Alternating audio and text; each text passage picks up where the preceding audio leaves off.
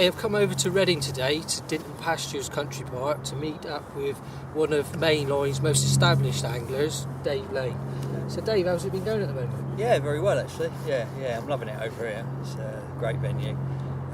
Raised it like it's Dinton Pastures. It's actually the sailing lake next to Dinton Pastures. Most people sort of think of Dinton as being White Swan, but this is the Black Swan Lake, which got a lot more mystery involved. It's only been fished for 3 years. It's a lot bigger lake. It's about 90 acres, I think. Although we're starting to get the odd repeat capture and get a rough picture of what's in here, what we're really here for is the mystery.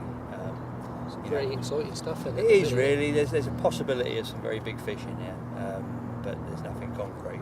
So, if you want to be the first one to catch a big fish, then the only way to do it is to fish before they've been caught. So you've got to take that gamble whether they're here or not. They were here, they have been here. It's just whether they're still here. So every take.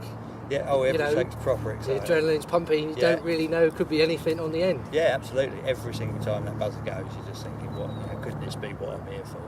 And along the way, I mean, some of the upper 20s and mid 30s that are in here, they're absolutely astounding fish. Big long linears, near a 4 foot long and 3 foot, huge, great things. Commons of all shapes and sizes, scaly ones, fully scaled, scattered. So everyone's different, it really is a nice fishery. I mean, like you say, Dave, that's a big lake. That's a much bigger lake, 90 acres, than what your average angler will take on. Yeah. I mean, how are you approaching a lake that size? Mobile as ever, really, to an extent. But then I get areas where, like there's one particular swim, I know I can get a bite at night, so I tend to drop back in there at nights. But the sailors come out in the day. And that's the other thing, being a sailing lake, is that the weed's high. It's a bit of a nightmare to fish at the moment because they've got the keels on the boat, and the keel is actually longer than the free area of water between the top of the weed and the surface. So any line is going to be picked up. So you have to relocate in the day. Just eyes open, really, keeping an eye on the lake, seeing where you see fish, what's going on. Bait boys, boilies? Yeah, almost exclusively boilies.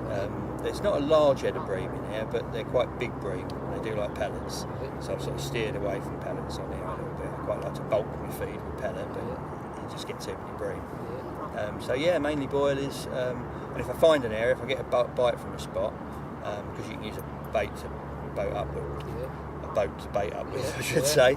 Every time I go out in the boat, I'll put a few on there. So I end up with sort of half a dozen areas as I'm rowing around the lake, just trickle a few in, just keep the bait going in, so they're used to finding it. So what if you're looking around, maybe you don't see any fish anywhere? You can start going back to your spots. Yeah, I've got back. Well, and even when the water's too murky to see, I've got banker spots that I sort of know they visit quite regularly. Most of them are distant spots because they're starting to get pressured a little bit now, so they feel safer at range. And I just keep bait going in them, and if I don't see anything, if I'm fishing just on a guess, I'll drop into one of my main sort of distant spots. So one of the food source baits for Mainline? Yeah, I've been using the new Grange on it. New Grange? Yeah. Just keep trickling it? Yeah, just keep putting it in, and keep it going in different areas as well. I don't tend to bait in lumps. Even if I'm fishing a spot, I like to bait all round it. I like casting spots. You can't drop rigs with the boat, so I like some. It's no good going out there with a boat, putting in a marker and a nice pile of bait on a tiny little clear spot, and then you're trying to hit it 130 yards away. It's just never going to happen.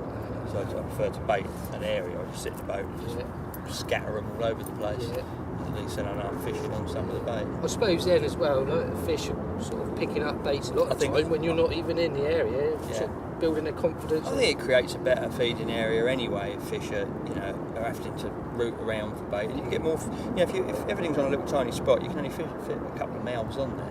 But if you've baited a whole big area, you can get maybe 20 fish in there all feeding. Get them going. They'll get a taste of the bait. Coming back for more, and some hidden down under the weed here and in the corner, and they're rooting around, and also tearing up the weed for you, and increasing the size of the spot you're fishing. Well, I think, Dave, the tactics are certainly working. By the way, I've seen you flying down these steps earlier on with a bit of a flying take. So hopefully we can meet up again soon, and you'll have some more news for us. Yeah, hopefully. I'm looking forward to the autumn. I think that it should be a good autumn, and get them down on the bait, and hopefully we'll be clocking up a few more.